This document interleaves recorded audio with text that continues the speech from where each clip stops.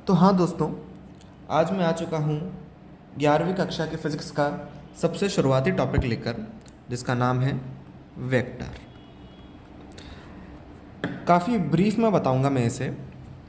सबसे पहले अपन ये जानते हैं कि फिज़िकल क्वांटिटी क्या होता है। भैया, ऐसी कोई सी भी चीज़ जिसको अपन मेज़र कर सकते हैं उसको फिज़िकल क्वांटिटी कहते हैं। इसके दो प्रकार होते हैं, एक होता है स्केलर, दूसरा होता है वेक्टर। स्केलर वो जिसको सिर्फ अपनी मैग्नीट्यूड से मतलब हो, वेक्टर वो जिसको मैग्नीट्यूड के साथ साथ अपनी डायरेक्शन से भी मतलब हो। क्या सिर्फ इतना ही? ऐसा बिल्कुल नहीं। पहले ये डायरेक्शन वाली बात सर थोड़ा सा एक्सप्लेन करूँ, समझ में नहीं आ रही हो क्या रहा है। अब अगर मैं कह रहा हूँ ये मेरे पास पेन है, ये 6 इंच का है, तो ये 6 इंच का है, इसका मतलब ये थोड़ी है 6 इसकी मैग्नीट्यूड हो गई, इंच इसकी यूनिट हो गई। अब ये किधर साइड कैसा है, ये पूर्व में रखा है, पश्चिम में रखा है, किधर भी रखा है, ये रहेगा तो 6 इंच का ही ना भैया। तो लेंथ एक स्केलर क्वांटिटी हो गई। आई बात समझ में? अब सर तो डायरेक्शन का कैसे लफड़ा हो सकता है? अब मैं बोलता हूँ। मैं यहाँ पे खड़ा हूँ, मेरे पास एक आदमी आया और आके मुझसे बोला, भैया यहाँ से 10 किलोमीटर दूर तुम्हारा एक दोस्त नदी में डूब रहा है। अरे तो पहले मेरे को ये तो बता कि मेरा दोस्त है किधर साइड। पता चला मेरा दोस्त डूब इधर रहा है और मैं जा रहा हूँ उसको इधर लेने।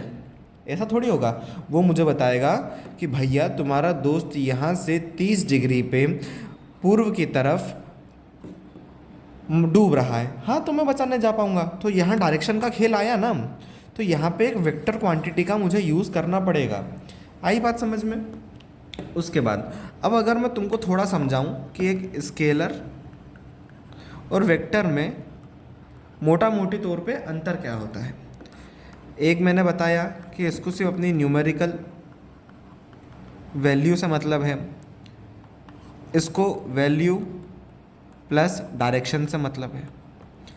हाँ, दूसरा ये इनका एडिशन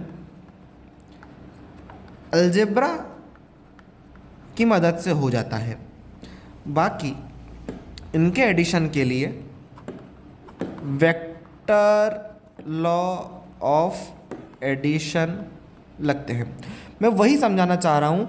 अगर कोई क्वांटिटी है जिसके पास वैल्यू है और वो डायरेक्शन पर डिपेंड कर रही है, तो इतना जानते से क्या मैं उसको वेक्टर कह दूँ? ऐसा बिल्कुल भी नहीं है। उसका इस चीज़ को फॉलो करना बेहद ज़रूरी है। मतलब यही समझो कि सबसे मेन क्राइटेरिया तो यही है। वेक्टर लॉ ऑफ एडिशन क्या होता है ये मैं आपको बताऊंगा। स्केलर के एग्जांपल अगर अपन जाने तो distance, speed, energy, temperature. Temperature अपन बोलते हैं कि आज 10 डिग्री सेल्सियस है, किधर के साइड ऐसा थोड़ी होता है। 10 डिग्री सेल्सियस है तो है भैया। वेक्टर के अगर मैं उदाहरण दूं तो displacement, velocity, force, acceleration. Force अपन बोलते हैं कि मैं इतना फोर्स लगा रहा हूँ, लेकिन किधर लगा रहा हूँ? इधर के तरफ, इधर के तरफ। ये पूरा समझाना बहुत ज़रूरी है। आई क्या बात समझ में? हाँ, अब मैंने कहा कि वेक्टर होने के लिए vector law of addition follow करना बहुत ज़रूरी है। इसको एक उदाहरण से समझाता हूँ। आप बोलोगे सर डायरेक्शन है, ये सब है, फिर वेक्टर क्यों नहीं है? उदाहरण है करंट का। सबसे पहले मैं ये बता दूं आपको, करंट एक स्केलर क्वांटिटी है। कारण ये अलजेब्रा की तरह से ऐड होती है। उदाहरण के लिए इधर से मेरे पास 3 एम्पियर का करंट आ रहा है इस तार में, इस तार में मेरे पास 2 एम्पियर का करंट आ रहा है, तो इस तार से 5 एम्पियर का करंट ही निकलेगा। और अगर यही वेक्टर का सवाल होता तो इस तरीके से ऐड नहीं करते हैं। उसके लिए हम पॉलीगन लॉ यूज़ करते हैं। ठीक है, कैसे क्या होता है अब हम समझाएंगे। अब हम वेक्टर के रिप्रेजेंटेशन के बारे में बात करते हैं। भैया किसी भी वेक्टर को दर्शाने का तरीका ये होता है। ये उसकी टेल होती है और ये उसका हेड होता है। ये जो लंबाई है, ये जो लंबाई है, ये वेक्टर के मैग्नीट्यूड को दर्शाती है। एक वेक्टर अगर ये है, एक वेक्टर अगर ये है, तो निश्चित तौर पर इन दोनों का डायरेक्शन तो सेम है, पर इसका मैग्नीट्यूड ज़्यादा है। एक और अगर मैं आपको बात समझाने बैठूं, वेक्टर को रिप्रेजेंट कैसे करना है, मेरे को फोर्स के लिए मैं F लिख देता हूं। अभी अगर सिर्फ मेरे को इसकी मैग्नीट्यूड के बारे में बताना है कि मेरा फोर्स कितना है, तो मैं सिर्फ ऐसे लिख सकता हूं, या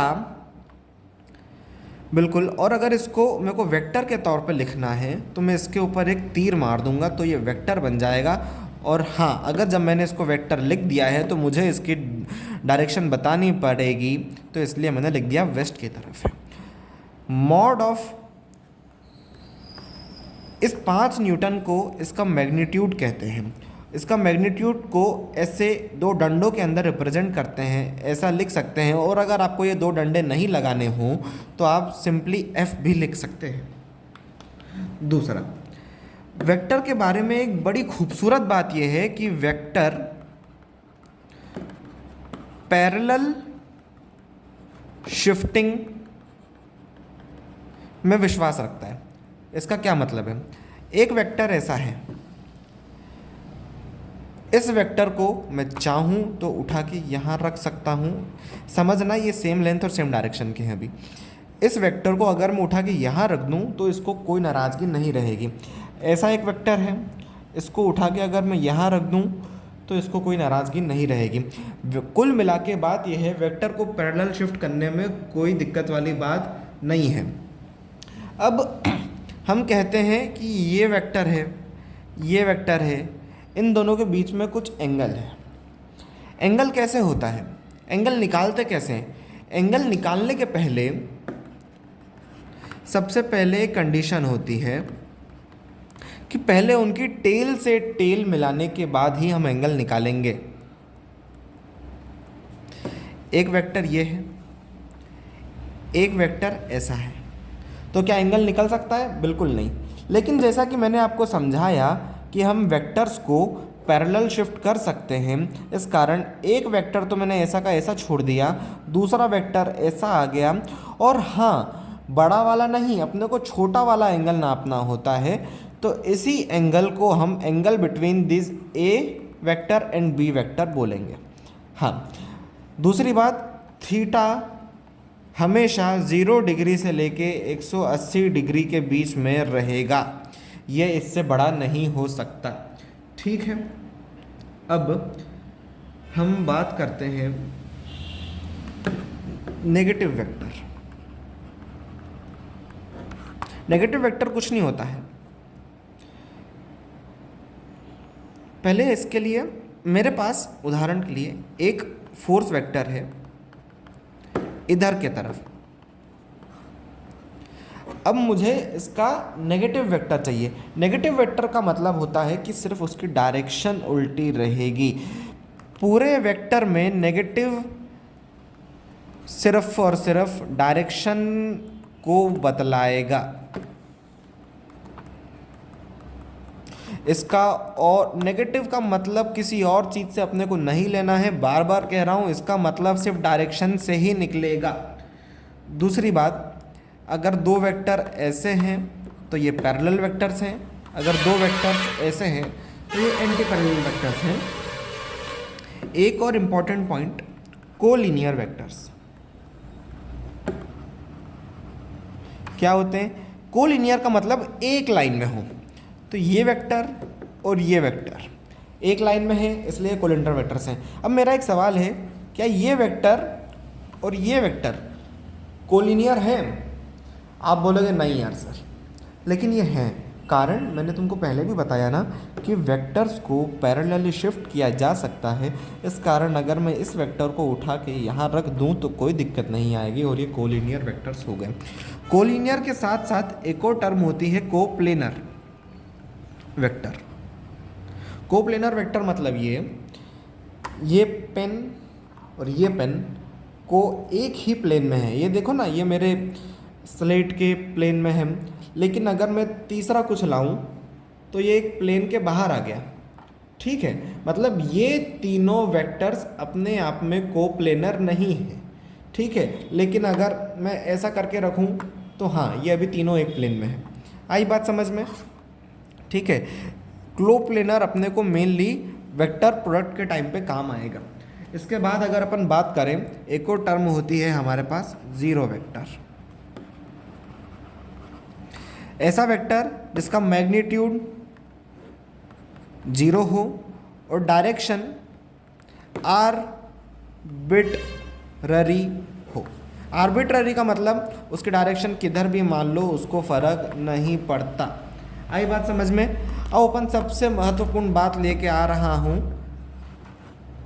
यूनिट वेक्टर। अभी तक मैंने जो भी बताया उसमें बहुत इंपॉर्टेंट बात यही है, यूनिट वेक्टर क्या होता है। यूनिट वेक्टर ना हो तो फिजिक्स का अस्तित्व ही खत्म हो जाए। यूनिट वेक्टर का मैग्नीट्यूड 1 होता है और ये सिर्फ और सिर्फ अपन किसी चीज़ का डायरेक्शन बतलाने के लिए यूज़ करते हैं। इतना इम्पॉर्टेंट है कि इसका रिप्रेजेंटेशन भी अलग होता है। मान लीजिए कोई एक वेक्टर है ए जिसका मैग्नीट्यूड 1 है, तो इसको अपन ऐसे रिप्रेजेंट करेंगे। ये कैप लगा दिया, इसको अपन कैप बोलते हैं। ए कैप मतलब ये एक यूनिट वेक्टर है और यूनिट वेक्टर का डायरेक्शन एक फिक्स होता है। ठीक है, 3 प्रकार के मेजरली अपन यूनिट वेक्टर्स पढ़ते हैं, आई, जे, के। ऐसा ये मोटा मोटी तौर पे, ऐसा कुछ फिक्स नहीं है, ये सिर्फ बता रहा हूँ। आई अपन एक्स एक्सिस के लिए यूज़ करते हैं, जे अपन वाई एक्सिस के लिए यूज़ करते हैं, के अपन जेड एक्सिस के लिए यूज़ करते हैं। ज़्यादा अब दिमाग नहीं लगाना है इस बात पे, अपन आगे बढ़ेंगे। एक और बात बता दूं, किसी भी वेक्टर को अपन लिखते कैसे हैं? अपन ऐसा लिखते हैं, उसकी मैग्नीट्यूड इनटू उसका डायरेक्शन। डायरेक्शन को मैंने पहले ही बोल दिया, सिर्फ अपन ए कैप से बताते हैं। ए कैप मतलब कोई सा भी कैप सिर्फ डायरेक्शन को बताता है या मैग्नीट्यूड को बताएगा। इस हिसाब से मुझे समझ में आ रहा है कि यूनिट वेक्टर का यहाँ पे फॉर्मूला बना वेक्टर अपॉन इट्स मैग्नीट्यूड। ठीक है, आगे और बात करते हैं।